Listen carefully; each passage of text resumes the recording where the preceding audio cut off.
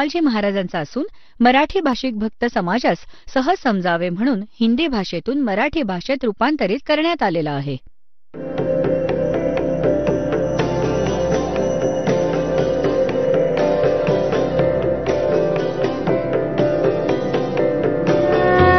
और ज्ञान सब ज्ञान डी कबीर ज्ञान सो ज्ञान और जैसे घोड़ा तोब कायम करता चले मैदान. जगद्गुरु तत्वदर्शी संत रामपालजी महाराजांचे अमृत वचन सर्व पवित्र धर्मांच्या व पवित्र शास्त्रांच्या आधारावर. आता पुण्यात आपण वाचत आहात आपल्या सद्ग्रंथांना तुम्ही स्वतः. आपण जे 3ऱ्या स्कंदामध्ये आणि पृष्ठ नंबर 125 मध्ये वाचलं, ब्रह्माजी म्हणतायत की मी जेव्हा दुर्गेला विचारलं, माता जगदंबिकेला, की वेदात लिहिलं आहे की एकमेव द्वितीय असे ब्रह्म, अद्वितीयम, ज्याच्यासारखा दुसरा कोणीच असू शकत नाही, तो ब्रह्मच सगळं आहे. तिकडे उपनिषद आणि तुम्ही जे म्हणत आहात की मीच सर्व आहे, मीच सृष्टीची रचना करणारी आहे, माझ्याशिवाय कोणीही नाहीये, तर मग ह्या वेदवाक्यांना खोटं तर नाही म्हणतायत. आमचा अनुभव सांगतो की परमात्मा निराकार आहे आणि वेद म्हणतायत की तो साकार आहे, तर मग आमचे अनुभव आणि यथार्थमध्ये खूप विरोध आहे. तर काय तो ब्रह्म तुम्हीच आहात की दुसरा कोणी आहे? ब्रह्माजींनी विचारलं. आता दुर्गा तर आधी फसवते त्यांना की त्या ब्रह्मामध्ये आणि माझ्यामध्ये काही अंतर नाहीये, तो आणि मी एक. आमचा भेद जो कोणी जाणतो तो परमपुरुष आहे, विद्वान पुरुष आहे, तत्वदर्शी आहे. आता पुढे पहा, पृष्ठ 129 वर बिलकुल स्पष्ट होतं. पहा, आपण 3रा स्कंद वाचत आहोत, संक्षिप्त देवी भागवतचा, पृष्ठ नंबर 129 वर. पहा इथे, ह्या सृष्टीचा क्रम मी संक्षिप्त रूपात तुला सांगितला आहे. ही देवी म्हणतीये, दुर्गा म्हणतीये. इथं देवीचं प्रवचन चालू आहे. देवी म्हणाली, हे देवी सांगतीये. हे 129 पानावर. हा सृष्टीचा क्रम मी संक्षिप्त रूपात तुला सांगितला आहे. महानुभाव देवतांनो, ब्रह्मा, शिव आणि विष्णूला दुर्गा म्हणतीये, आता माझं कार्य सिद्ध करण्यासाठी विमानात बसून तुम्ही लवकर या, लगेच जा. कोणतंही कठीण कार्य उपस्थित झालं तर तुम्ही माझं स्मरण कराल तर मी समोर येईन. देवतांनो, माझं आणि सनातन परमात्म्याचं ध्यान तुम्ही नेहमी करत राहिलं पाहिजे. आता इथं हे 2 झाले. तेव्हा तर म्हणत होती की मीच सर्व काही आहे, आणि आता दुर्गा इथं म्हणते की ब्रह्मलाच सनातन परमात्मा म्हणत आहे. आम्हा दोघांचं आले 2. आमच्या दोघांचं स्मरण करत राहिलात तर तुमचं कार्य सिद्ध व्हायला किंचित मात्र शंका नाही.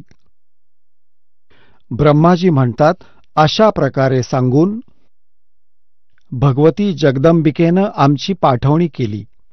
त्यांनी शुद्ध आचरणवाल्या शक्तींमधून भगवान विष्णूंसाठी लक्ष्मीला, शंकरदेवांसाठी महाकालीला आणि माझ्यासाठी महासरस्वतीला पत्नी बनण्याची आज्ञा दिली. आता त्या स्थानातून आम्ही निघालो आणि दुसऱ्या स्थानावर आमची पुरुष रूपात प्रतिष्ठापना झाली. आपल्याला ह्या दासाने परमेश्वर कबीरांद्वारे रचलेली सृष्टी आणि ह्या साऱ्या ब्रह्मांडाची रचना केव्हा आणि कशी कशी झाली ह्या साऱ्या गोष्टी सांगितल्या. ह्या दासाने आपल्याला मौखिक ऐकवलं होतं, शाब्दिक ऐकवलं होतं, आणि आज या सद्ग्रंथांनी आपल्या शास्त्राने प्रमाणित केलं की 600 वर्षांपूर्वी परमेश्वर कबीरांनी आपल्याला जे ज्ञान दिलं होतं ते आजही आमच्या सद्ग्रंथात विद्यमान आहे. आणि हे नकली गुरु वेद ज्ञानहीन, शास्त्रांच्या ज्ञानापासून हीन आहे. आणि हे म्हणतायत की ब्रह्मा विष्णू महेश अजरामर आहेत, त्यांचे कोणी माता पिता नाहीयेत, सर्वेश्वर आहेत, महेश्वर आहेत. आता ही तर संकल्पना स्पष्ट झाली दुर्गेची, की दुर्गा यांची माता आहे.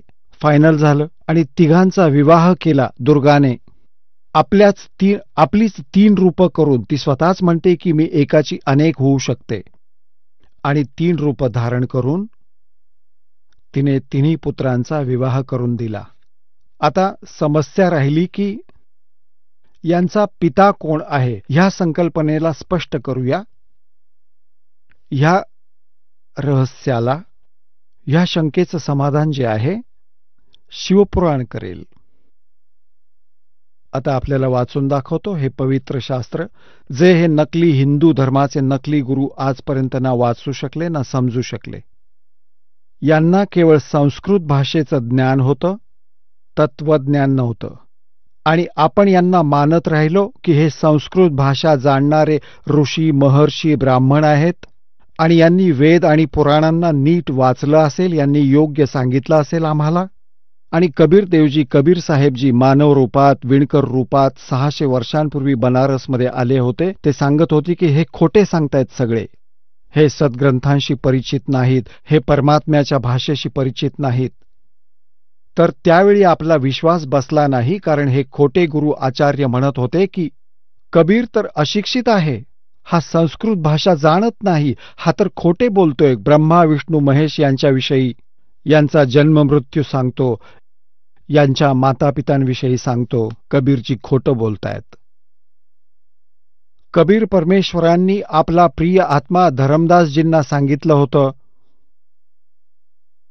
की धरमदास, कलियुगाची जेव्हा 5505 वर्ष संपतील तेव्हा माझी ही गोष्ट खरी होईल जी मी आज तुला सांगतोय. काय? अब मैं तुमसे कहूं चताई, त्रिदेवन की उत्पत्ति भाई. मां अष्टंगी पिता निरंजन, ये जमदारुण वंशन अंजन. 3 पुत्र अष्टंगी जाए, ब्रह्मा विष्णु शिव नाम धराए. जे आज मी तुला सांगतो आहे की ब्रह्मा विष्णू महेश यांची माता दुर्गा आहे आणि पिता ज्योतिनिरंजन आहे. हा काल क्षरपुरुष आहे. हे माझं जे वचन आहे, आजपासून कलियुगाची 5505 वर्ष संपतील तेव्हा हे खरं ठरेल. आता आज जो कलियुगाचा काळ आहे, कलियुगाची आज ही वेळ आली आहे. 5500 जे होतील ते सन 2000 मध्ये होतात. इसवी सन पूर्व. तुम्हाला प्रमाण देतो याचं. तुम्हाला ही संकल्पना स्पष्ट करतो की वर्तमानात कलियुगाचं 5500 वर्ष चालू आहे. 5511 चालू आहे असं समजा आज. आणि याच्या 5 वर्ष आधी म्हणजे सन 2000 मध्ये 5505 वर्ष होतात. तुम्हाला पुरावा देतो. हे पहा, एक हे हिमालय तीर्थ आहे. या पुस्तकाचं नाव आहे हिमालय तीर्थ. आणि हे शंकराचार्य यांच्या परंपरेनं प्रकाशित केलंय. हिमालय तीर्थ. J.P. नंबुरी, उपमुख्य कार्याधिकारी, श्री बद्रीनाथ केदारनाथ मंदिर समिती, ट्रेक्स अँड टूर्स कलकत्ता इथून. याचं पहिलं प्रकाशन 2009 मध्ये झालंय. प्रकाशक आहेत रणजू चक्रवर्ती. हे असं पहा. मुद्रक आहेत गिरी प्रिंट सर्व्हिस कलकत्ता. आता याच्या पृष्ठ नंबर 42 वर आपल्याला दाखवतो. पान नंबर 42. पुस्तक आहे हिमालय तीर्थ. आणि इथं पहा शंकराचार्यांचं विवरण आहे. आदी केदारेश्वरांसमोर शंकराचार्यजींची दिव्य संगमरवरी मूर्ती आहे. शिवरहस्यानुसार एक पुस्तक आहे शिवरहस्य, संस्कृतमध्ये, त्यातून हे घेतलंय. 3सहस्रे वर्षाणाम शंकरो यती, अर्थात कलियुगाची 3000 वर्ष व्यतीत झाल्यावर बौद्ध मीमांसकांच्या मतावर विजय प्राप्त करण्यासाठी शंकर यतीच्या रूपात आविर्भूत होतील. म्हणजे शंकर भगवान हेच आदी शंकराचार्यांच्या रूपामध्ये कलियुगाची 3000 वर्ष व्यतीत झाल्यावर बौद्ध मीमांसकांच्या मतावर विजय प्राप्त करण्यासाठी शंकर यतीच्या रूपामध्ये आविर्भूत होतील. शंकराचार्यांच्या दर्शनानंतर असं पुढं लिहिलं आहे. आता आम्ही दुसरं आपल्याला दाखवतो. आता यावरून सिद्ध होतं की कलियुगाची 3000 वर्ष संपतील तेव्हा आदी शंकराचार्यांचा जन्म होईल. आता हे दुसरं पुस्तक याचं प्रत्यक्ष प्रमाण आहे की ख्रिस्ताच्या 508 वर्ष आधी, ख्रिस्तांच्या 508 वर्ष आधी शंकराचार्यांचा जन्म झाला.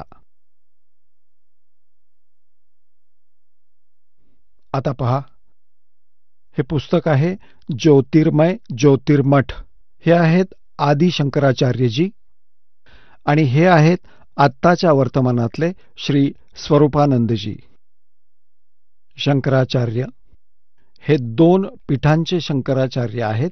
दोन्हींचं स्वामित्व यांच्याकडे आहे. हे पुस्तक आहे ज्योतिर्मय ज्योतिर्मठ. आणि इथे पहा, जानेवारी 2007 मध्ये छापलंय. संरक्षक आहेत अनंत श्री विभूषित ज्योतिष पीठाधीश्वर एवं द्वारका शारदा पीठाधीश्वर. हे दोन्हीचे स्वामी आहेत. जगद्गुरु शंकराचार्य स्वामी श्री स्वरूपानंद सरस्वतीजी महाराज. संपादक, लेखक आणि संकलक आहेत विष्णुदत्त शर्मा, अध्यक्ष आध्यात्मिक उत्थान मंडळ, दिल्ली. प्रेरणास्त्रोत हे आहेत, मुद्रक हे आहेत फाईन प्रिंट अँड पॅक्स. परामर्श व सहयोग यांचा आहे. प्रकाशक आहेत अखिल भारतीय आध्यात्मिक उत्थान मंडळ, 1/3234 गल्ली नंबर 2, रामनगर विस्तार, मंडोली रोड, शहादरा, दिल्ली. आता यातलं पृष्ठ नंबर 11 तुम्हाला दाखवतो. आदी शंकराचार्यांचा संक्षिप्त जीवन परिचय.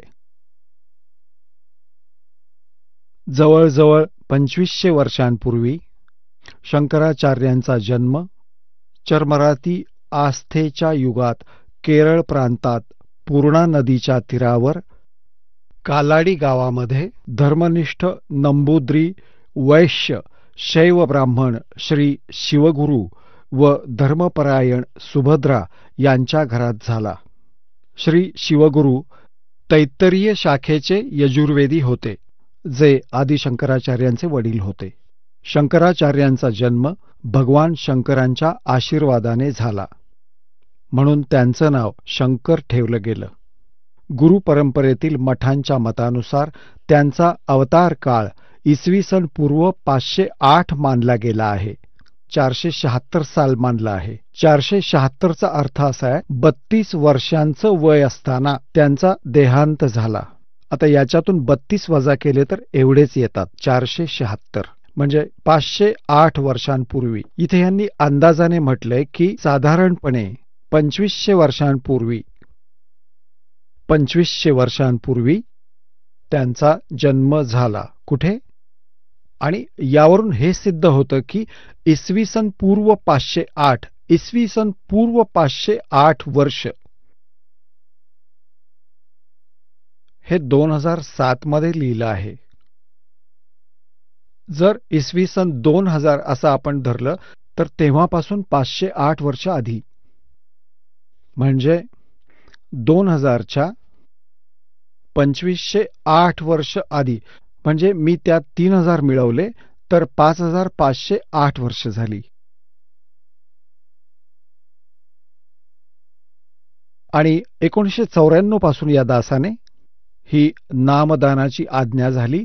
सन 2000 मध्ये कृपा झाली, परमात्म्याने दया केली, हे सद्ग्रंथ पाहिले 2000 नंतर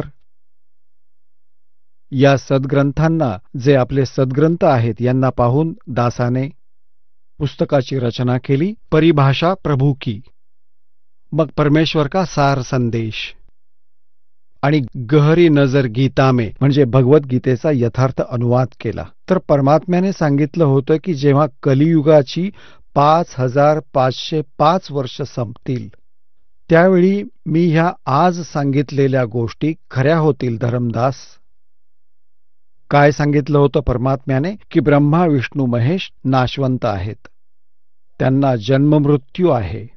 ब्रह्मा विष्णू महेश यांचे पिता ज्योती निरंजन क्षरपुरुष हे काल आहेत आणि यांची माता ही देवी दुर्गा आहे. पण त्यावेळी कोणीही मान्य केलं नाही. 600 वर्षांपूर्वी सन 1398 पासून सन 1518 पर्यंत 120 वर्ष परमात्मा हेच ज्ञान देत राहिले. पण या गुरूंनी, या हट्टी आचार्यांनी हे परमात्म्याचं ज्ञान आपल्यापर्यंत पोहोचू दिलं नाही. परमात्मा कबीर म्हणत असत, ये दुनिया अजब दीवानी, मेरी कही एक ना मानी. पहा कसे वेडे झाले आहेत. नकली गुरूंच्या नादाने त्यांच्या दंतकथांना खरं समजतायत आणि आम्ही जे सत्य सांगतोय त्यावर विश्वास ठेवू शकत नाहीयेत.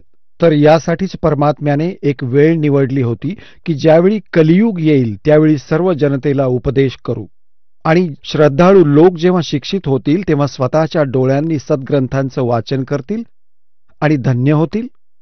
आम्हाला परमात्मा हवा आहे आणि आपण या सर्व सद्ग्रंथांना, पवित्र 4 वेदांना, पवित्र 18 पुराणांना आणि पवित्र श्रीमद भगवद्गीतेला सत्य मानत आलो आहोत आणि सत्य मानत आहोत. त्यामध्ये जे लिहिलंय त्याचा आपण आज स्वीकार केला पाहिजे. हे लोकवेद सांगणाऱ्या आचार्यांपासून, गुरूंपासून आपण दूर राहिलं पाहिजे. यातच आमचं शहाणपण आहे. आणि परमेश्वर कबीरजी म्हणतात, जान बूझ साची तजय और करे झूठ तेने, ताकि संगत हे प्रभू सोपन में बिना दे. एवढी प्रमाण देऊन सुद्धा या भोंदूंना ते सोडत नाहीत, सत्य स्वीकारत नाहीत. त्यांच्यासाठी म्हटलं आहे, जान बूझ साची तजय और करे झूठ तेने, ताकि संगत हे प्रभू सोपन में बिना दे. त्यांची संगत नको म्हणजे दूरच बरं, जे एवढे पुरावे पाहूनही मान्य करत नाहीत. ह्या आदि शंकराचार्यांनी सुद्धा, ह्या शंकराचार्यांनाही ब्रह्मा विष्णू महेश यांची खरी स्थिती माहीत नाहीये. त्यांना अजरामर म्हणतायत ते. तर पुण्यात्म्यांनो, परमात्मा कबीरजींनी भूला दो ना भूली, ये भूले सब संसारी. आता आपण पुढे जाऊया. आता श्री ब्रह्मा विष्णू महेश यांच्या पित्याबाबत स्पष्ट करायचंय. आता त्यांचं चरित्र मी तुम्हाला शिवपुराणात दाखवतो. हे पहा, शिवपुराण, संक्षिप्त शिवपुराण, सचित्र मोटा टाइप, केवल हिंदी.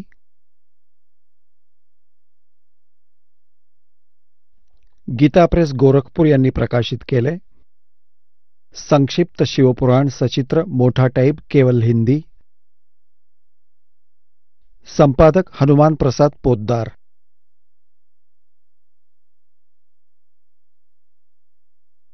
प्रकाशक आणि मुद्रक आहेत गीता प्रेस गोरखपूर, गोविंद भवन कार्यालय, कोलकाता संस्थान. आता इथून सुरू करूयात. ही रुद्र संहिता 98 पानापासून सुरू करूयात. संक्षिप्त शिवपुराण. हा रुद्र संहितेचा 5वा अध्याय इथं संपतोय. आपला पुत्र नारदाचं ते बोलणं ऐकून लोकपितामह ब्रह्मा तिथं असं म्हणाले. आता रुद्र संहितेचा 6वा अध्याय आपण वाचूया. ब्रह्माजींनी म्हटलं, ब्रह्मन, देव शिरोमणी, तुम्ही नेहमी सर्व जगावर उपकार करत असता. लोकांचे हित करण्याच्या इच्छेने तुम्ही अतिशय चांगला प्रश्न विचारला आहे. ज्यावेळी सर्व चराचर जग नष्ट झालं होतं, सर्वत्र फक्त अंधकारच अंधकार पसरला होता. सूर्य आणि चंद्रही दिसत नव्हते, अन्य ग्रह आणि नक्षत्रही दिसत नव्हती. दिवसही नव्हता आणि रात्रही नव्हती. अग्नी, पृथ्वी, वायू आणि जल यांचंही अस्तित्व नव्हतं. तेव्हा तत्सत ब्रह्म ह्या श्रुतीमध्ये जे सत्य सांगितलं आहे तेच एकमेव सत्य होतं. आता पृष्ठ 100 वर संक्षिप्त शिवपुराण रुद्रसंहिता आपण वाचतोय. ज्या परब्रह्माविषयी ज्ञान व अज्ञानाने पूर्ण उक्तींद्वारे अशा प्रकारे विकल्प केले जातात, त्याने काही काळानंतर दुसरी इच्छा प्रकट केली. त्याच्या अंतरात एकापासून अनेक होण्याचा म्हटला. तेव्हा त्या निराकार परमात्म्याने आपल्या लीलाशक्तीने स्वतःसाठी मूर्तीची कल्पना केली. जे मूर्तिरहित परब्रह्म आहे त्याची मूर्ती भगवान सदाशिव आहे. अर्वाचीन आणि प्राचीन विद्वान त्यांनाच ईश्वर म्हणतात. त्यावेळी एकटं राहून स्वेच्छेने विहार करणाऱ्या त्या सदाशिवाने आपल्यापासून स्वतःच एका स्वरूपभूता शक्तीची निर्मिती केली, जी त्याच्या शरीरापासून कधीही वेगळी होणार नव्हती. त्या पराशक्तीला प्रधान, प्रकृती. आता लक्षात घ्या, ही कोण आहे? ही दुर्गा आहे, जी कालच्या शरीरापासून बाहेर निघाली. त्यावेळी एकटं राहून स्वेच्छेने विहार करणाऱ्या त्या सदाशिवाने, सदाशिव कोण आहे? तो काल आहे. आपला विग्रह म्हणजे शरीरातून स्वतःच एका स्वरूपभूता शक्तीची निर्मिती केली, हे ब्रह्म सांगतायत. आता परमेश्वर कबीरजींनी सांगितलं आहे की काळाने दुर्गाला खाल्लं होतं, त्याच्या पोटातून परमेश्वर कबीरजींनी तिला बाहेर काढलं. इथं यांची मिळती जुळती गोष्ट आहे, कारण परमेश्वर कबीरजींनी ब्रह्माजींना हे ज्ञान दिलं होतं आणि ब्रह्माजींनी आपला अनुभव आणि कबीरजींचं सांगणं यातून या गोष्टीला पूर्णत्व दिलं. त्यावेळी एकटं राहून स्वेच्छेनं विहार करणाऱ्या त्या सदाशिवानं आपल्यापासून स्वतःच एका स्वरूपभूता शक्तीची निर्मिती केली, जी त्याच्या शरीरापासून कधीही वेगळी होणार नव्हती. त्या पराशक्तीला प्रधान, प्रकृती, गुणवती, माया, बुद्धितत्वाची जननी व विकाररहित सांगितलं आहे. त्याच शक्तीला अंबिका म्हटलं आहे. तिलाच प्रकृती. हे लक्षात ठेवा की दुर्गेला प्रकृती असंही म्हणतात. सर्वेश्वरी आणि त्रिदेव जननी, तिन्ही देवांची माता ब्रह्मा, विष्णू, महेश यांची जननी दुर्गेला म्हणतात. त्रिदेव जननी, नित्या आणि मूळ कारण असंही म्हणतात. सदाशिवाने निर्मिलेल्या या शक्तीचे 8 हात आहेत. समजलं का ह्या दुर्गेविषयी सगळं? नाना प्रकारची आभूषणं तिच्या अंगाची शोभा वाढवतात. ती देवी नाना प्रकारच्या गतींनी संपन्न आहे आणि अनेक प्रकारची शस्त्रास्त्र धारण करते. स्पष्ट झालं? एकटी असूनही ती मायेच्या योगाने अनेक होते.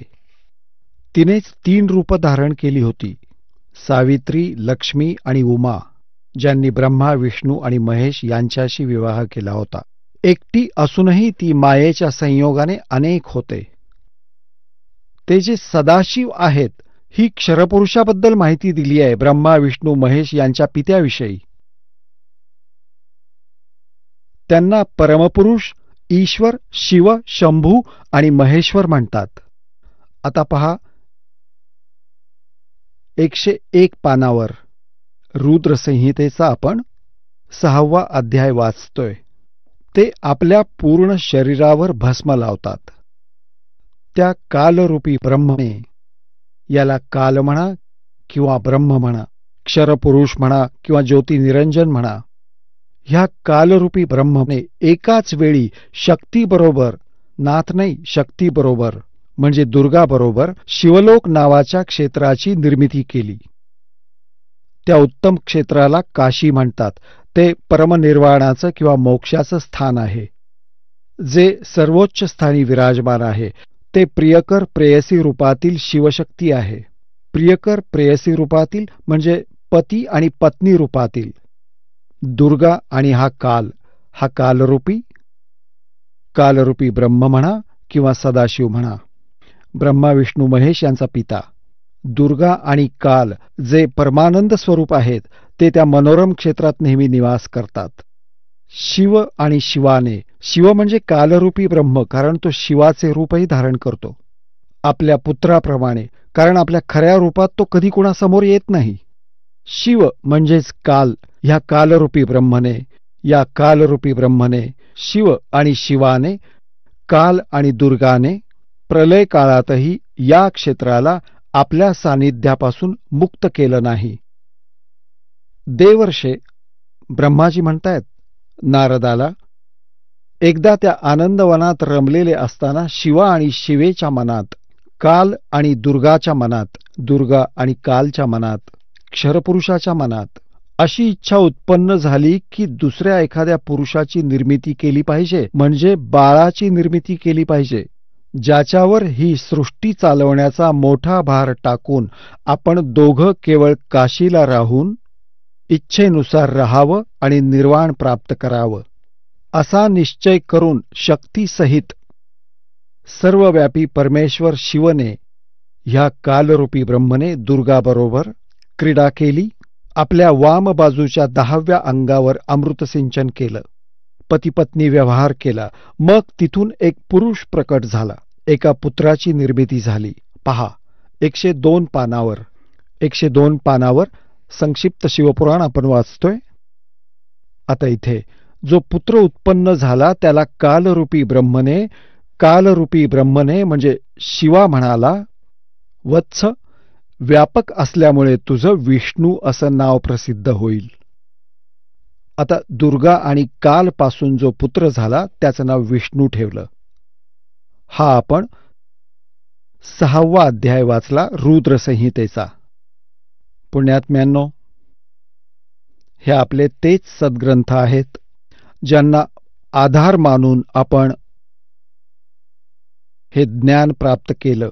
हे आचार्य, ब्राह्मण, गुरु आपल्याला हे सांगत असत की शिवपुराणात असं लिहिलं आहे म्हणून आम्ही हे सांगत आहोत, विष्णू पुराणात असं लिहिलं आहे, देवी पुराणात असं लिहिलं आहे. तेव्हा असं वाटत असे की हे ज्या दंतकथा सांगत आहेत तर तसंच लिहिलं असेल, त्यांना संस्कृतचं ज्ञान होतं. आज हे सद्ग्रंथ त्या लोकवेदांच्या विपरीत माहिती देत आहेत. आता यातून स्पष्ट झालं, कालरूपी ब्रह्म, सरपुरुष म्हणा, ज्योतनिरंजन म्हणा, काळ म्हणा किंवा त्याला सदाशिव म्हणा, हा ब्रह्मा विष्णू महेश यांचा पिता आहे. आणि दुर्गा म्हणा, प्रकृती म्हणा, आणि ही यांची माता आहे. ह्या दोघांच्या संयोगाने श्री विष्णूची उत्पत्ती झाली. हे आपलं शिवपुराण स्पष्ट करतंय. आणि रुद्रसंहितेचा 6वा अध्याय. आता आपल्या 7व्या अध्यायात ब्रह्मा म्हणतायत की माझी उत्पत्ती ही अशीच झाली, दुर्गा आणि काल या दोघांनी मिळून केली. हे पहा, ही रुद्रसंहिता आहे आणि हा आपला 6वा अध्याय. इथपर्यंत वाचला. आता 7वा पाहूया. 103 पानावर आहोत. ब्रह्माजी म्हणतात, देवर्षे, ब्रह्माजी म्हणतात नारदाला, देवर्षे, त्यानंतर कल्याणकारी परमेश्वर सांब सदाशिवाने पूर्वीप्रमाणेच प्रयत्न करून, म्हणजे जशी विष्णूची निर्मिती केली, मला आपल्या उजव्या अंगापासून उत्पन्न केलं. त्या महेश्वराने तत्काळ मला आपल्या मायेनं मोहित करून नारायण भगवंताच्या नाभिकमलात ठेवलं आणि लीलापूर्वक मला तिथून प्रकट केलं. अशा प्रकारे त्या कमळापासून पुत्राच्या रूपात माझा हिरण्यगर्भाचा जन्म झाला. आता पुण्यात्म्यांनो, इथं अनुवाद करणारा जरा विचलित झाला आहे. त्याने विचार केला की आता शिवापासूनच शिवाची उत्पत्ती कशी लिहू, कारण अनुवाद करणाराही तत्वज्ञान जाणणारा नव्हता. पण म्हणतात ना, सत्य लपून राहत नाही. चोर चोरावे तुंबडी गाड्डे पाणी में, वो गाड्डे वा ऊपर आवे ना, सच्चाई छानी ना. आता पहा, याच रुद्रसंहितेत जी आपण वाचतोय, श्री शिवपुराणात याचा पुरावा दाखवतो मी. ही आता रुद्रसंहिताच चालू आहे आणि संक्षिप्त शिवपुराण 110व्या पानावर आपण आता वाचूया. 9व्या अध्यायाचा इथे अंत होतो, शेवट आहे.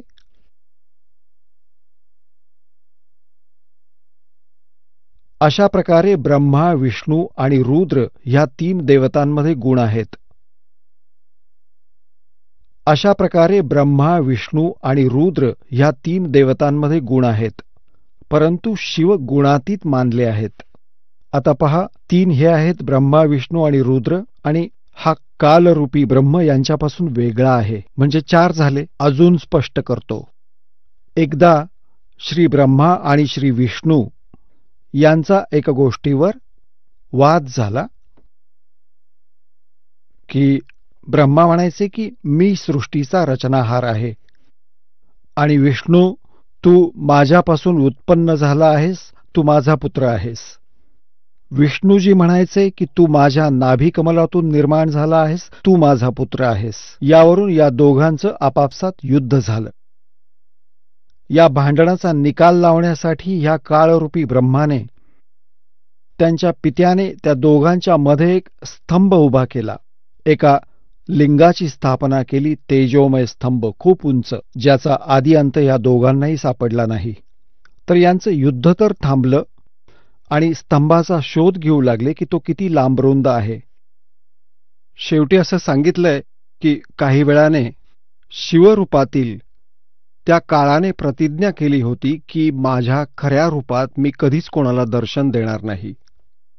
म्हणून तो कधी ब्रह्माचं रूप धारण करतो, कधी विष्णूचं रूप धारण करतो, तर कधी शिवाचं रूप धारण करतो. तर तिथं तो शिवाच्या रूपात येऊन प्रकट झाला आणि या दोघांना म्हणाला की पुत्रांनो,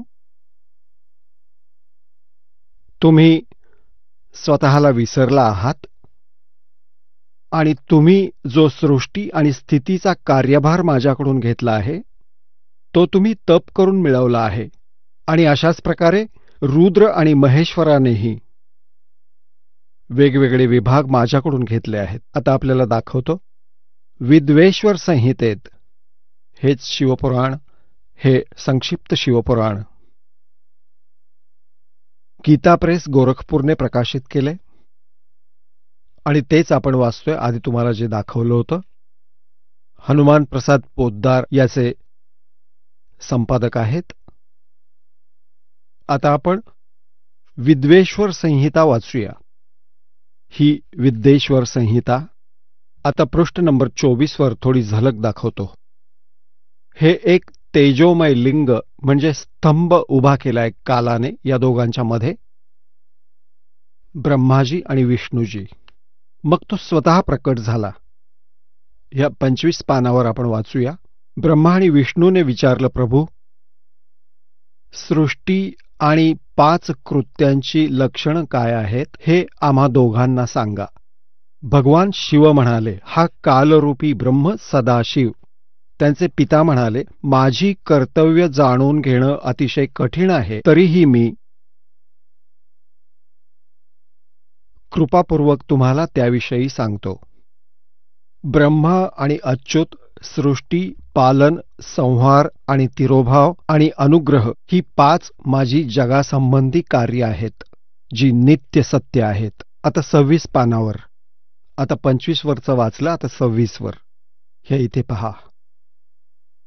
पुत्रांनो, तुम्ही दोघांनी तपश्चर्या करून प्रसन्न झालेल्या माझ्याकडून ब्रह्मा आणि विष्णूला हा सदाशिव, कालरूपी सदाशिव म्हणत आहे, पुत्रांनो, तुम्ही दोघांनी तप करून प्रसन्न झालेल्या माझ्याकडून सृष्टी आणि स्थिती नामक 2 कृत्ये प्राप्त करून घेतली आहेत, 2 विभाग प्राप्त करून घेतलेत. हे दोन्ही तुम्हाला खूप प्रिय आहेत. अशा प्रकारे माझ्या विभूती स्वरूप, आता तिथं शिवाच्या रूपात उभा होता हा काल, माझ्या विभूती स्वरूप रुद्र आणि महेश्वर या दोघांनी 2 अन्य उत्तम कृत्ये, हा यात नाहीये, यांनी आहे, संहार आणि तिरोभाव माझ्याकडून प्राप्त करून घेतलेत. यात पहा, 2 तर हे झाले विष्णू आणि ब्रह्मा. पुत्रो, तुम्ही तर स्थिती, सृष्टी आणि स्थिती हे 2 विभाग घेतले आहेत. आणि अशाच प्रकारे माझ्या विभूती स्वरूप, कारण तेव्हा तो शिवरूपात उभा होता, रुद्र व महेश्वर या दोघांनी 2 इतर उत्तम कृत्ये, संहार आणि तिरोभाव माझ्याकडून प्राप्त करून घेतले. हे 4 झाले. आणि आता 5वा शिव सांगतोय. पुढे पहा, हे स्पष्ट हे काय सांगत आहे? ब्रह्म सांगतोय, क्षरपुरुष सांगतोय. इकडे पहा, ह्याच म्हणजे 26व्या पानावर आपण वाचत आहोत. विद्वेश्वर संहिता. इथे पहा, मीच पूर्वी आपल्या स्वरूपभूत मंत्राचा उपदेश केला आहे, जो ओंकार रूपाने प्रसिद्ध आहे. तो मंगलकारी मंत्र आहे. सगळ्यात आधी माझ्या मुखातून ओंकार म्हणजे ओम प्रकटला, जो माझ्या स्वरूपाचा बोध करून देतो. ओंकार वाचक आहे, मी वाच्य आहे. हा मंत्र माझे स्वरूप आहे. रोज ओंकाराचं सतत स्मरण केल्यास माझंच निरंतर स्मरण होतं. माझ्या उत्तरेकडील मुखाने अकाराचं, पश्चिम मुखातून उकाराचं, दक्षिण मुखातून मकाराचं, पूर्वेकडील मुखाने बिंदूचं आणि मधल्या मुखातून नादाचं प्रकटीकरण झालं. ह्या 5 अवयवांनी युक्त, अशा प्रकारे 5 अवयवांनी युक्त ओंकाराचा विस्तार झाला आहे. ह्या सर्व अवयवांचं एकत्रीकरण होऊन हे प्रणव ओम नावाचं एक अक्षर झालं. गीतेतील 8व्या अध्यायातील श्लोक नंबर 13 मधील गीताज्ञान देणारे हे ब्रह्म, हे क्षरपुरुष श्रीकृष्णामध्ये प्रवेश करून सांगतो आहे ओम इति एकाक्षरम. श्रीमद भगवद्गीता अध्याय नंबर 8च्या श्लोक नंबर 13 मध्ये. गीता ज्ञानदाता हा ब्रह्म आहे, क्षरपुरुष आहे. श्रीकृष्णाच्या शरीरात प्रवेश करून बोलत आहे. आपला पुत्र विष्णूच्या शरीरात समजा, आणि तो सांगत आहे की ओम इति एकाक्षरम ब्रह्मव्यवहारण माम अनुस्मरण य पर्याती त्यजन देहम सयाती परमाम गतिम. माम ब्रह्म, माझ्या ब्रह्मचं केवळ एक ओम अक्षर आहे, नथिंग एल्स. उच्चार करून स्मरण करत य प्रयाती त्यजम देहम स याती परमाम गतिम. हे शरीर सोडून जाते वेळी याचं स्मरण करत करत जातो, म्हणजे अंतिम वेळी सुद्धा याचंच स्मरण करत हे शरीर सोडतो. स याती परमाम गतिम, त्याला माझ्या ओम नावाने लाभणारी ती परमगती प्राप्त होते. यावरूनही हे सिद्ध होते की गीताही हा कालच सांगतो आहे, जो ब्रह्मा विष्णू महेश यांचा पिता आहे. आता पुढे पहा, यांनी कुठं गडबड केली आहे. अनुवादकारांनी यात चुकीचा मंत्र घातला आहे. आपण हे इथं वाचत आहोत. ह्या सर्व अवयवांचं एकत्रीकरण होऊन हे प्रणव ओम नावाचं एक अक्षर झालं. आणि गीतेच्या अध्याय 8 श्लोक क्रमांक 13 मध्येही सांगितलंय ओम इति एकाक्षरम ब्रह्म व्यवहारण माम अनुसमरण य पर्याती तदन देहम सयाती परमाम गति. आता पहा, इथं यांनी गडबड केली आहे. यांनी ओम नमः शिवाय हा पंचाक्षरी मंत्र सांगितला आहे. हे चुकीचं आहे, पूर्ण चुकीचं आहे. इथं लिहिलं आहे की या सर्व अवयवांचं एकत्रीकरण होऊन हे प्रणव ओम नावाचं अक्षर तयार झालं. हे चुकीचं आहे. ओम नमः शिवाय हा मंत्र चुकीचा आहे. हे शास्त्रविधींचं मनमानी आचरण आहे. असं नाही केलं पाहिजे. पुण्यात्म्यांनो, आजपासून 600 वर्षांपूर्वी परमात्म्याने जवळजवळ साधारण 600 वर्षांपूर्वी हे अमृतज्ञान आपल्या अमृतवाणीतून सच्चिदानंद घन ब्रह्मच्या वाणीतून सांगितलं होतं. श्रीमद भगवद्गीता अध्याय 4च्या श्लोक क्रमांक 25 ते 31 पर्यंत ज्या साधकांनी जी जी साधना केली आहे, कोणी देवतांची पूजा केली, कोणी स्वाध्याय करतात, कोणी प्राणायाम आदी करतात, आणि कोणी तीक्ष्ण अहिंसावादी व्रत करून आपली साधना करतात, जसं तोंडावर पट्टी बांधून अनवाणी पायांनी फिरतात. कोणी स्वाध्याय करतात, गीतेचा नित्य पाठ करतात, कोणी वेदांचं पठण करतात, तर कोणी कुठल्या प्रकारे. म्हणतात सर्व साधक आपापल्या साधनेला पापनाशक समजतात. पण 4थ्या अध्यायात श्लोक नंबर 32 मध्ये म्हटलंय की त्या सच्चिदानंद घनब्रह्माच्या वाणीमध्ये या यज्ञांचं ज्ञान आहे. यज्ञ म्हणजे धार्मिक अनुष्ठानांचं ज्ञान विस्ताराने दिलं गेलं आहे. ते 4थ्या अध्यायात आहे. 34व्या श्लोकात सांगितलंय की त्या सच्चिदानंद घनब्रह्माच्या वाणीमधून, म्हणजे जे ज्ञान स्वतः परमेश्वराने आपल्या मुखकमलातून सांगितलं आहे, ती सच्चिदानंद घनब्रह्माची वाणी ब्रह्ममुखाने सांगितली आहे. ते तत्वज्ञान आहे. 4थ्या अध्यायाच्या 34व्या श्लोकात सांगितले की हे तत्वज्ञान तू तत्वदर्शी संतांकडे जाऊन समजून घे. गीता ज्ञान देणारा म्हणतो मला माहिती नाही. आता पहा, श्रीमद भगवद्गीता गीता प्रेस गोरखपूर यांनी प्रकाशित केली. जयदयाल गोयंदका यांनी अनुवाद केला आहे. आता आपल्याला दाखवतो 4थ्या अध्यायाचा 32वा श्लोक. आता आपण थोडं आधी 4थ्या अध्यायाच्या 25व्या श्लोकापासून सुरू करूया, नीट समजेल हे पहा. अध्याय नंबर 4 श्रीमद भगवद्गीता. ह्या 25व्या श्लोकात म्हटलंय की इतर योगी देवतांच्या पूजनरूप यज्ञाचं योग्य प्रकारे अनुष्ठान करायचे. पर्युपासते म्हणजे पूजन करतात. याचा अर्थ आहे की काही योगी साधक देवतांचं पूजन यज्ञ म्हणजे धार्मिक अनुष्ठान करतात, पूजा करतात, पर्युपासते. आणि अन्य दुसरे ब्रह्माग्नौ म्हणजे ब्रह्माची साधना करतात. ब्रह्म हे आपल्या मतानुसार लिहित आहेत.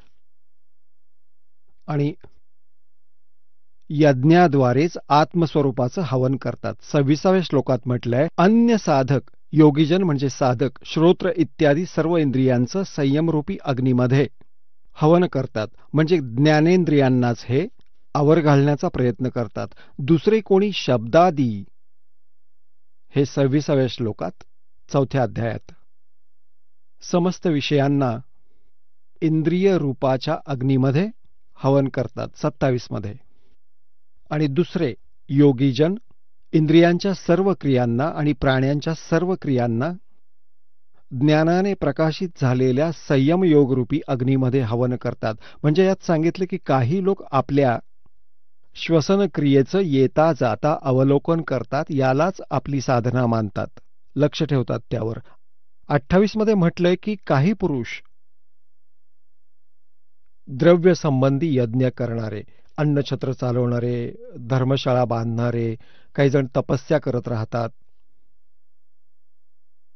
आणि काही योगरूपी यज्ञ करणारे म्हणजे फक्त आसन, योगासन, योगा करत राहतात, त्यालाच ते आपला मोक्ष मानतात. कितीतरी अहिंसावादी तीक्ष्ण व्रत करणारे यत्नशील पुरुष स्वाध्याय रूप ज्ञानयज्ञ करणारे असतात, म्हणजे स्वाध्याय करतात. गीतेचं पठण केलं, वेदांचं पठण. 29 मध्ये म्हटलंय इतर कितीतरी साधक अपान वायूमध्ये म्हणजे प्राणवायूचं म्हणजे प्राणायाम क्रियेला हवन करतात, आणि प्राणवायूला अपानवायूमध्ये. आणि कितीतरी नियमित आहार, अल्प आहार घेणारे प्राणायाम परायण पुरुष प्राण व अपान यांची गती रोखून प्राणाचं प्राणामध्येही हवन करतात. हे सर्व साधक यज्ञांद्वारे पापांचा नाश करणाऱ्या यज्ञांचं ज्ञान असणारे असतात. आता पुण्यात्म्यांनो, ह्या गीता अध्याय नंबर 4 श्लोक 25 पासून 30 पर्यंत आपण वाचलं. याच्या सांगण्याचा भावार्थ असा आहे की कोणी कुठली साधना करतो, कोणी कुठली साधना करतो, आणि सर्व साधक आपापल्या साधनेला पापनाशक समजतात. जर त्यांना असं वाटलं की ही साधना योग्य नाहीये तर ते ती साधना का करतील? तर आता अध्याय नंबर 4च्या श्लोक 31 मध्ये म्हटलंय जे साधना करतच नाहीत, भक्तीही करत नाहीत, त्यांना ना इथे सुख ना परलोकात सुख. आता अध्याय 4च्या श्लोक 32 मध्ये सांगितलंय की ज्या साधनांचं वर्णन यज्ञाचं 25 पासून 30 पर्यंत केलं आहे, या प्रकारची अनेक प्रकारची विस्तारपूर्वक यज्ञांची माहिती म्हणजे धार्मिक अनुष्ठानांची माहिती सच्चिदानंद घनब्रह्माच्या वाणीतून विस्ताराने सांगितली आहे. ब्रह्मणमुखे. आता इथे अनुवादकांनी 4थ्या अध्यायाच्या 32व्या श्लोकात गडबड केलीये अज्ञानामुळे. त्यांनी ब्रह्मणे मुखेचा अर्थ लिहिला ब्रह्मची वाणी. खरं तर लिहायला हवं होतं सच्चिदानंद घनब्रह्मची वाणी, म्हणजे जी वेदांपेक्षा वेगळी आहे. कारण श्रीमद भगवद्गीतेचं ज्ञान वेदांचंच ज्ञान आहे, आणि यात 2 प्रकारचं ज्ञान आहे. एक तर ह्या ब्रह्म क्षरपुरुषाचं स्वतःचं मत आहे, आणि दुसरं वेदांचं ज्ञान आहे. जे वेदज्ञान आहे ते वेदांशी तुलना केलेलं आहे ते बरोबर आहे, आणि जे युद्ध करायला लावण्यासाठी त्याने काही अटकळबाजी करून सांगितलं की हे माझं मत आहे, अशी साधना जी मध्ये मध्येच सांगितली आहे, तर ते मत यांचं पण मत कनिष्ठ आहे. कारण तो स्वतःच म्हणतो की हे तत्वज्ञान तू तत्वदर्शी संतांकडून समजून घे. याला पूर्ण ज्ञान नाहीये अध्यात्माचं. गीता ज्ञानदात्यालाही पूर्ण ज्ञान नाहीये हेच सिद्ध होतं. आता पहा 4थ्या अध्यायात 31 आणि 32 श्लोक. श्रीमद भगवद्गीता 4था अध्याय आपण 30व्या श्लोकापर्यंत वाचलंय. 31 मध्ये फक्त एवढंच म्हटलंय की हे कुरुश्रेष्ठ अर्जुन, यज्ञातील उरलेल्या अमृताचं सेवन करणारे योगीजन म्हणजे शास्त्रानुकूल साधना करणारे ते सनातन. सनातनम ब्रह्म यांती, गीता ज्ञान देणाऱ्यापेक्षाही कोणीतरी वेगळं आहे ते सनातन ब्रह्म. अविनाशी परमात्म्याला प्राप्त होतात. यज्ञ न करणाऱ्या पुरुषांसाठी, त्यांच्यासाठी तर हा मनुष्यलोकही सुखदायक नाहीये, तर मग परलोक कसा बरं सुखदायक असेल. आता 32 मध्ये 4थ्या अध्यायाच्या 32व्या श्लोकात त्यांनी इथं गडबड केली आहे. एवं बहुविधः यज्ञाः विततः ब्रह्मणमुखे. त्यांनी या ब्रह्मणमुखेचा अर्थ इथं चुकीचा लिहिलाय.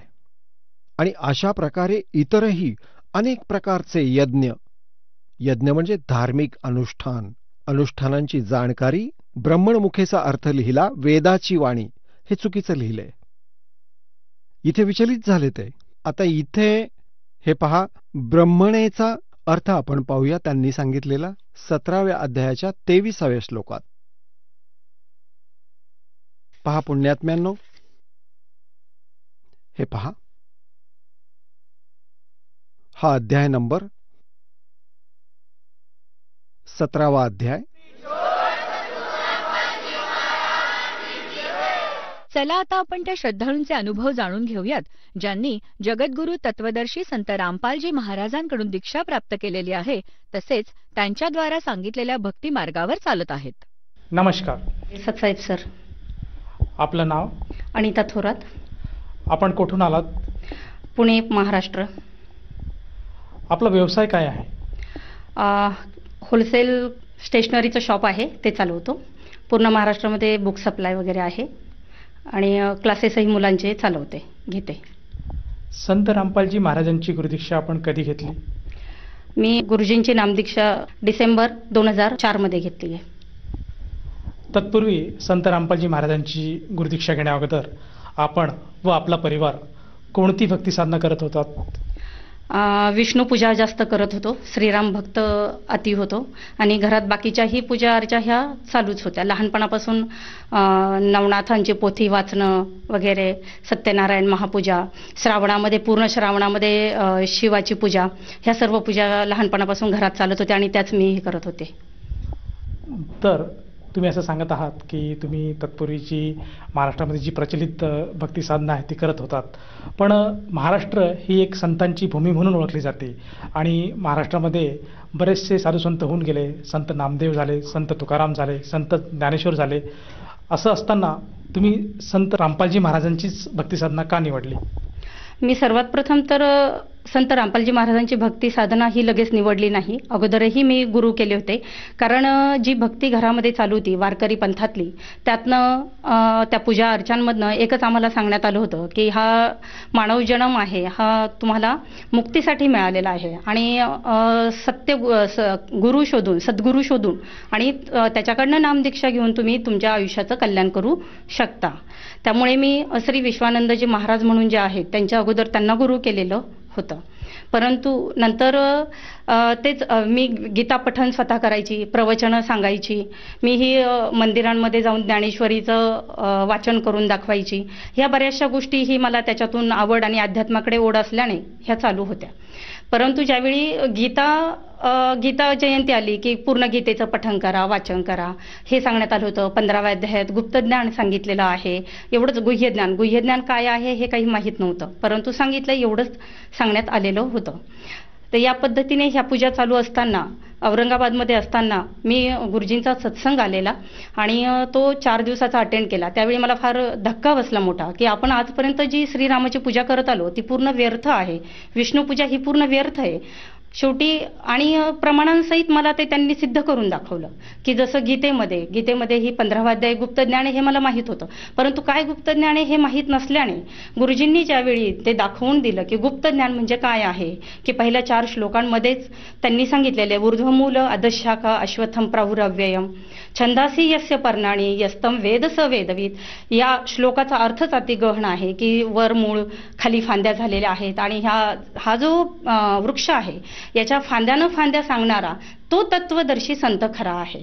आणि हे फक्त आणि फक्त मला संत रामपालजी महाराजांनीच समजावून सांगितलं. आणि ज्यावेळी त्यांनी मला हे सिद्ध करून प्रूफ सहित त्यांनी दाखवलं सत्संगामध्ये की ब्रह्मा विष्णू आणि महेश यांचा जन्म आणि मृत्यू होतो. श्रीमद देवी पुराणमध्ये ज्यावेळी पूर्णतः ते 3ऱ्या स्कंदातले त्यांनी जे पुरावे दाखवले की ब्रह्मा विष्णू आणि महेश हे देवी दुर्गा आणि काळपुरुष किंवा त्यालाच निरंजन असं म्हणतात त्यांची मुलं आहेत. त्यानंतर माझं पूर्णतः म्हणजे जी भक्ती केली होती ती वाया गेली हे याचं फार मोठं वाईट वाटलं. आणि मी शेवटी 5व्या दिवशी सद्गुरूंची ह्या संत रामपालजी महाराजांच्या शरण जाऊन त्यांची नामदीक्षा घेतली. मी ही वारकरी पंथातलीच होते. अक्षरशः म्हणजे आळंदीला पायी यात दिंडी असते तर त्यात 7 दिवसाच्या त्या दिंडीला जायची. त्याच्यानंतर संतांची कीर्तन प्रवचन मीही स्वतः त्याच्यात सहभागी होते. परंतु जे ज्ञान संत रामपालजी महाराजांनी पुराव्यासहित जे दिलं किंवा ब्रह्मा विष्णू महेश हे पूर्ण परमात्मा नाहीत, पूर्ण परमात्मा तर कोणी आणखीच आहे की ज्याचा उल्लेख आणि ज्याच्याबद्दलची माहिती आपली गीतेत सुद्धा आहे, त्यांनी ती दाखवल्यामुळे मी त्यांना शरण गेली. जसं गुरुजींनी आम्हाला गीता आपली जी आहे त्याच्यातल्या 15व्या अध्यायातलं तर मी आता सांगितल्याप्रमाणे आहे ते त्यातच क्षर अक्षर पुरुष आणि परम अक्षर पुरुष एकाही संताला किंवा कीर्तनकाराला प्रवचनकाराला सांगता आलेलं नाही कोण आहेत म्हणून.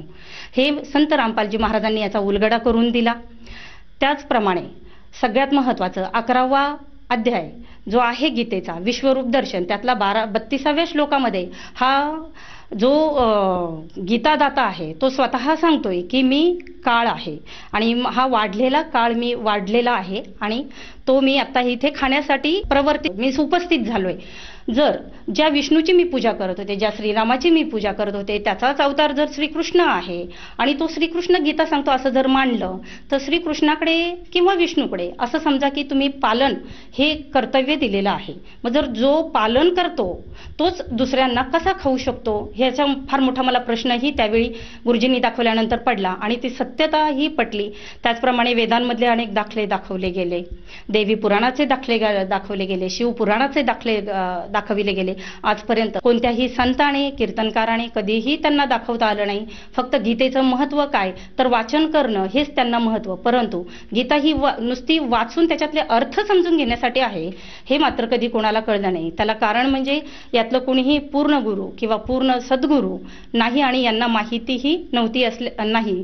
त्यामुळे हे फक्त आणि फक्त आज तरी मला संत रामपालजी महाराज यांच्याच रूपाने पूर्ण गुरु भेटले आणि माझं सगळं जे थोडक्यात जे ज्ञानच नव्हतं, फक्त वाचन करणं म्हणजे ज्ञान नव्हे, त्यातलं खरं ज्ञान सांगून आणि पूर्ण भक्ती दाखवून सतशास्त्रानुसार सगळ्यात महत्त्वाचं ते भक्ती देतात आणि त्याला सगळे आधारही त्यांच्याकडे आहेत, पुरावे आहेत. त्या पुराव्यानुसारच ते सद्भक्ती देतात आणि सतशास्त्रानुसार भक्ती करायला सांगतात की ज्यामुळे मानव जो कोणी घेईल ही भक्ती त्याचं पूर्ण कल्याण, सगळ्यात मोठा फायदा तर मोक्षप्राप्तीच होते. कारण मीही त्याच कारणासाठी गुरु केले होते आणि त्याच कारणासाठी गुरुजींकडे आले. कारण ज्यावेळी वारकरी पंथात होते त्यावेळी काकड आरती वगैरे म्हणताना फक्त आम्हाला असं सांगितलं जायचं गेला गेला हा नरदेह मग कैसा भगवंत.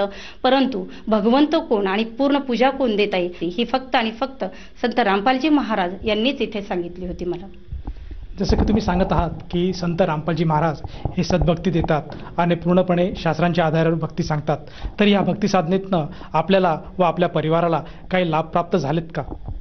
सर्व लाभ तर म्हणजे ज्या दिवसापासून मी गुरुजींच्या शरणमध्ये जाऊन आणि ही नामदीक्षा घेतली, हा मंत्रजाप चालू केला, मला सगळ्यात महत्त्वाचं म्हणजे माझं सगळ्यांच्या आपल्या मानेमध्ये ज्या 12 रिब्ज असतात माझ्या 13 रिब्ज आहेत.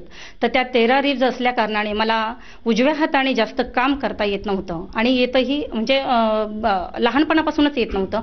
मी जास्त हेवी वजनं जे असतात ते उचलू शकत नव्हती किंवा मग आणखी जास्त वेळचं कोणतंही त्या हाताने मी काम करू शकत नव्हती. नाहीतर माझा हात सुजायचा आणि लगेचच प्रॉब्लेम व्हायचा. नंतर तर मला अक्षरशः हात सुद्धा वर नेता येत नव्हता कधी कधी, इतका मोठा प्रॉब्लेम माझ्या ह्या हाताला झालेला होता.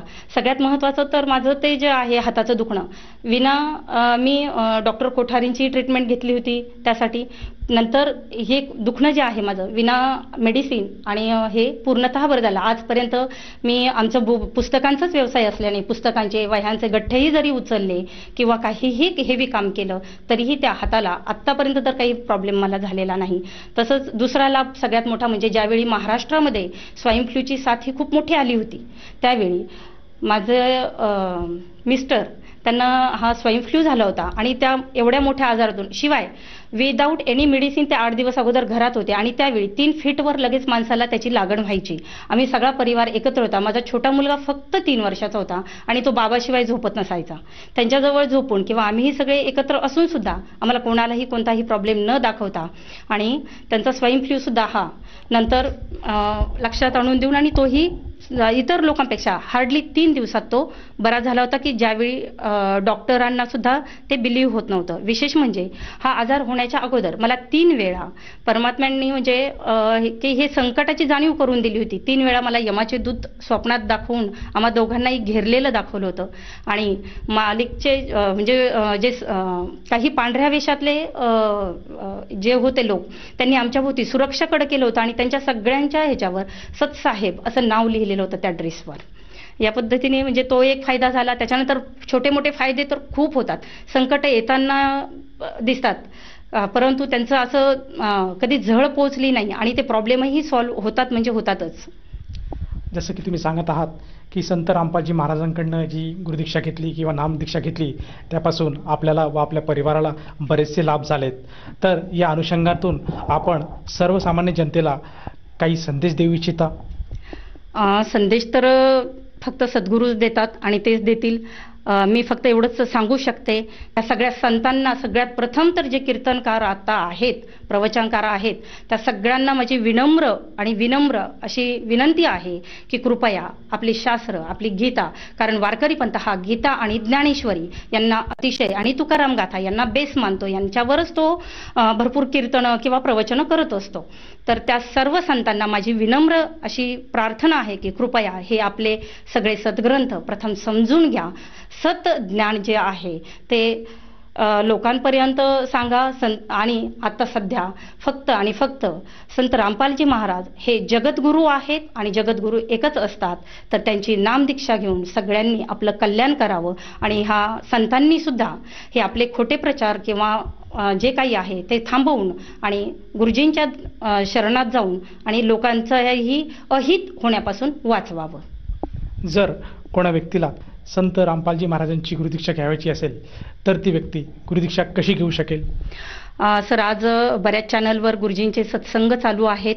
त्या सत्संगांच्या खाली एक पट्टी मोबाईल नंबर्सची वगैरे चालू असते. तो स्क्रोल जो आहे त्याच्यावरून तुम्ही कोणत्याही नंबरला जर फोन केला तर तुम्हाला तुमच्या जवळ असलेल्या कोणत्याही नामदान केंद्रातून नामदीक्षा घेता येऊ शकते. आणि आज महाराष्ट्रामध्ये अनेक जिल्ह्यांमध्ये काय परंतु काही तालुक्यांमध्ये सुद्धा ही नामदीक्षा सेवा उपलब्ध आहे. ही आणि या सेवेसाठी 1 रुपया सुद्धा तुम्हाला खर्च येत नाही कारण हे सतज्ञान आणि सतभक्ती देणं हेच फक्त संत रामपालजी महाराजांचं मिशन आहे. आणि सगळ्यात मोठं आज त्यांचं मिशन म्हणजे हुंडा विरोधी आणि भ्रष्टाचार विरोधी हेही खूप मोठं मिशन आज सगळीकडे चालू आहे. धन्यवाद साहेब.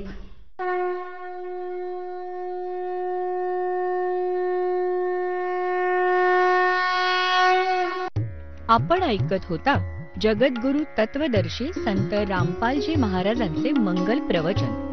निःशुल्क नामदीक्षा प्राप्त करण्यासाठी आणि अधिक माहितीसाठी संपर्क करा 7030303951 7030303952. आमची वेबसाईट आहे www.jagadgururampalji.org. सर्व पवित्र धर्मांच्या व पवित्र शास्त्रांवर आधारित प्रमाणित अनमोल पुस्तक ज्ञानगंगा किंवा जगण्याचा मार्ग यापैकी कोणतेही एक पुस्तक निःशुल्क मागवण्यासाठी आम्हाला आपले पूर्ण नाव, पूर्ण पत्ता, पिनकोड सहित आणि फोन नंबर लिहून 7030303951 7030303952 नंबरवर SMS करू शकता किंवा आम्हाला 7030303950 नंबरवर व्हॉट्सअप देखील करू शकता. आरोग्यशाही या